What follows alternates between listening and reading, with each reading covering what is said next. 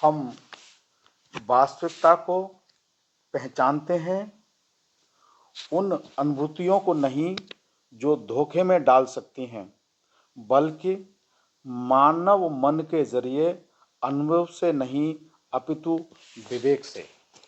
संभवतः सुकरात युग पूर्व के भी दार्शनिकों में से सबसे महत्वपूर्ण दार्शनिक इफेसस का हेराक्लिटस 500 ईसा पूर्व था।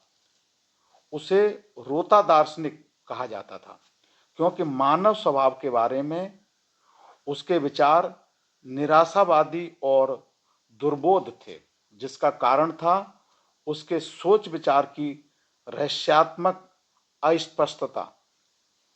हेराक्लिटस ने ऑन नेचर लिखी, जिसके कुछ अंश अभी तक हमारे पास हैं।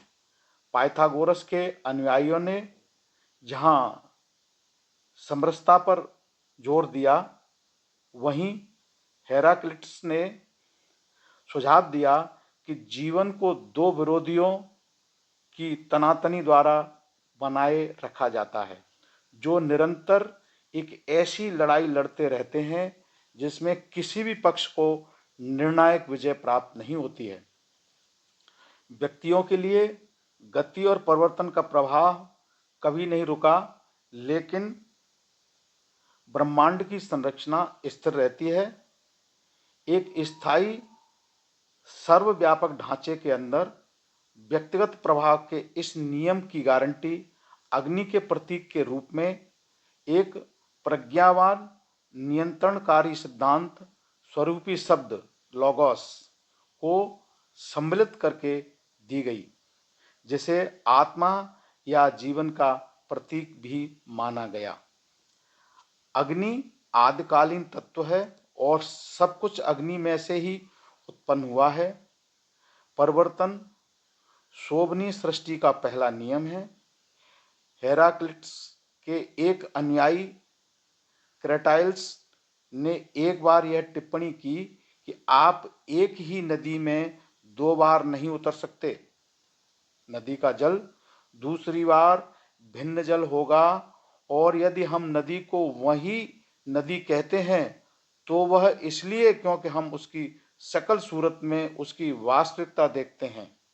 इसका तार्किक निष्कर्ष प्रवाह का उल्टा है, अर्थात एक परिपूर्ण अपरिवर्तनशील वास्तविकता में एक विश्वास जिसके परिवर्तन का संसार और गति सिर्फ एक अर्थ विद्यमान छायाभास दृश्यमान है, वास्तविक नहीं। अब्दीस के डेमोक्रेटिस 460-370 ईसा पूर्व का तर्क था कि ज्ञान की उत्पत्ति इंद्रिय जन्य बोध से होती है। इंद्रियां हमें बताती हैं कि प्रकृति में परिवर्तन अवश्य होता है। फिर भी डेमोक्रेटिस ने भी मानव विवेक में परमेदनिस के विश्वास को कायम रखा। उसके ब्रह्मांड में खाली स्थान था और परमाणुओं एटॉमस जिसे काटा न जा सके, अर्थात और टुकड़े न किए जा सकें, की असीम संख्या। ये शाश्वत और अविभाज्य परमाणु अंतरिक्ष के शून्य में घूमते रहते हैं।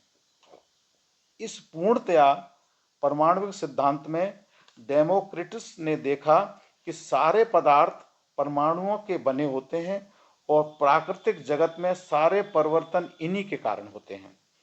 थैलिस से लेकर डेमोक्रिटस तक सुकरात पूर्व विचारकों ने जिस सिद्धांत का प्रतिपादन किया वह किसी चमत्कार से कम नहीं था। उन्होंने प्रकृति को एक तर्कसंगत एवं अकल्पित आधार प्रदान किया था। इस नए दृष्टिकोण को लेकर सिद्धांतों का आलोचनात्मक विश्लेषण किया गया, जबकि पौराणिक व्याख्याओं ने अविचारित आस्था पर ही भरोसा किया। इस तरह की मनोवृत्ति चिकित्सा विज्ञान में भी पाई गई, जहां कास के यूनानी चिकित्सक हिप्पोक्रेटिस 460-377 ईसा पूर्व ने जादू टोना और औषधि के बीच अंतर को स्पष्ट किया।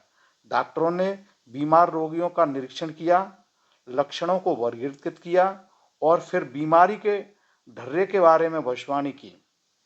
उदाहरण के लिए मिर्गी के बारे में उसने लिखा, मेरे विचार में यह दूसरी बीमारियों की अपेक्षा अब कोई अधिक दैवी प्रकोप या अधिक भयावह रोग नहीं है, बल्कि इसका एक स्वाभाविक या जन्मजात कारण होता है और किसी तथाकथित देवी प्रकोप को इसका कारण मानना लोगों की अज्ञानता को दर्शाता है और वे इस रोग के विशिष्ट लक्षणों को समझने के बजाय उन पर अपना आश्चर्य व्यक्त करते हैं।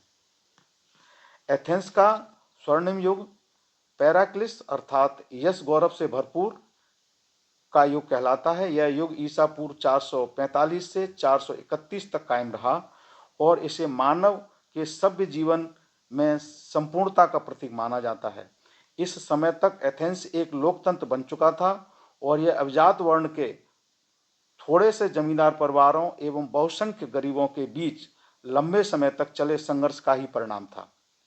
पेरिक्लिस को हर वर्ष राज्य का पहला नागरिक चुना गया और उसने बड़ी कुशलता के साथ सभी नागरिकों के लिए, अभिजात वर्ग एवं साधारण जन के लिए, धनी व निर्धन के लिए राजनीतिक अधिकारों को बनाए रखा।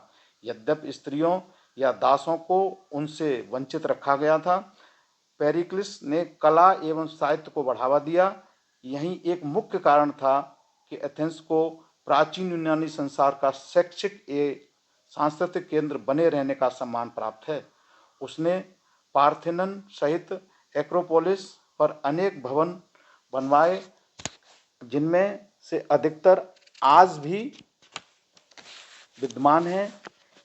इस निर्माण परियोजना ने नगर को सुंदर व आकर्षक बना दिया, नगर के गौरव को प्रदर्शित किया और लोगों को काम दिया।